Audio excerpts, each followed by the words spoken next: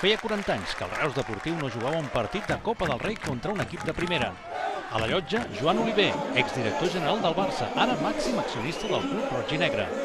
El Reus Deportiu Atlètic de Madrid de Copa del Rei va servir perquè la Federació Espanyola estrenés la nova pilota en què es jugarà, a l'estiu, l'Eurocopa de França. El vestidor crit de guerra de l'equip reusenc. ¡Que es el Reus! ¡Ilusión! ¡Que es el Reus! ¡Compromiso! ¡Que es el Reus! ¡Unión!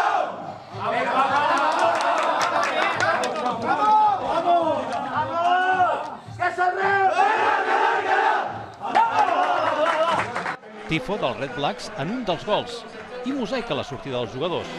Tots es van trobar a la banqueta una bossa de fruits secs del Baix Camp, gentilesa del patrocinador de l'equip. Minut 17-14, estelades també al camp dels Reus. I la sorpresa va arribar a la mitja hora de joc, quan un contraatac ràpid dels roig i negres el va aprofitar Fran per superar Mollà i fer somiar els 4.700 aficionats que omplien l'estadi municipal. Una mica més i no surt de sota la pinya dels seus companys. El primer gol de l'Atlètic de Madrid va ser en fora de joc. Mala actuació de l'àrbitre, Fernández Borbalán, generós en l'Atlètic de Madrid, que va fer el doble de faltes que el Reus i no li van ensenyar cap targeta. I com s'havia anunciat, el marcador electrònic de vegades falla. Van tenir molta feina fins a aconseguir col·locar el definitiu 1-2.